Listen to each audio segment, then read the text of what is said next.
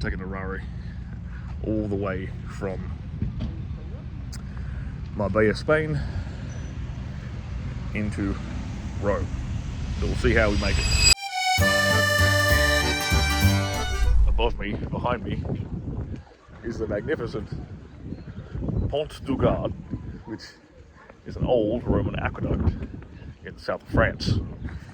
I like seeing all these old Roman structures outside of Italy because it gives you a perspective of how grand and all-encompassing the Roman Empire used to be.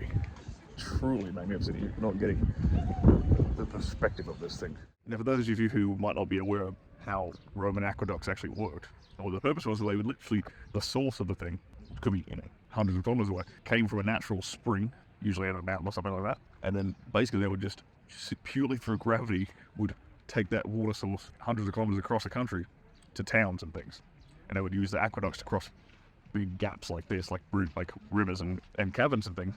But the engineering that went into this is immaculate, because you have to set the gradient not too steep, because then things would overflow, but just steep enough for the water to consistently flow and keep moving, so it's not stagnant water, and it arrives at the destination fresh and potable, basically.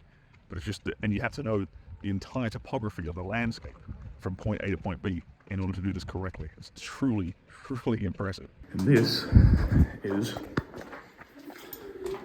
where the aqueduct would have continued, would have flown through the mountain. They just drilled this great big hole, and the water would keep flowing through.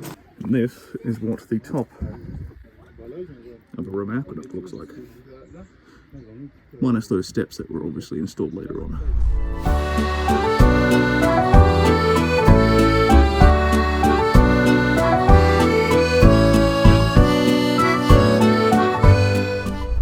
I figured out how old this thing is, 1st century AD, and it carried water 50 kilometers from the source of the spring to the city of Nimes, I'm not sure how to pronounce it in French.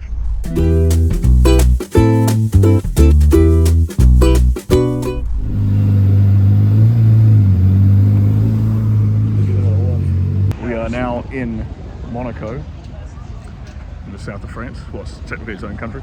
My first time here. We are at the famous Hotel de Paris in Monte Carlo.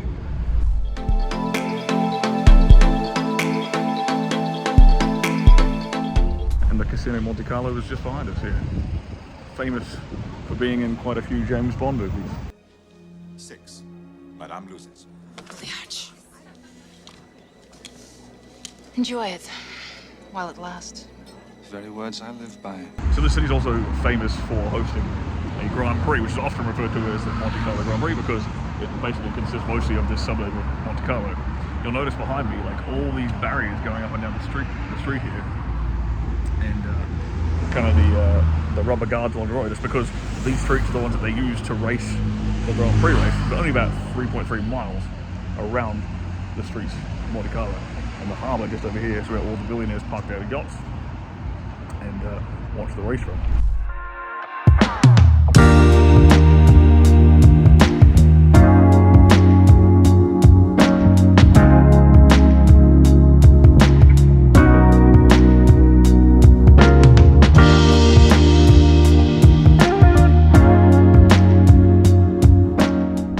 When you're in Monte Carlo, the thing you have to do is you have to come here and you have to gamble, play craps, or poker at the Monte Carlo Casino, of course. That's pretty beautiful.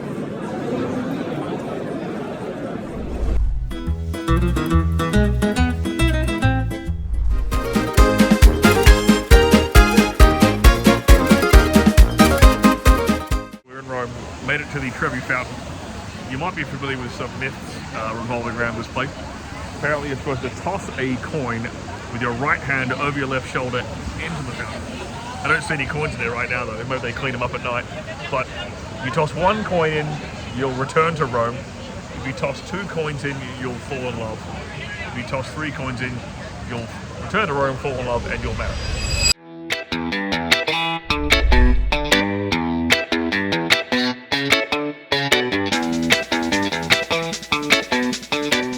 And behind me we have a very recognizable monument. It's the Leaning Tower of Pisa.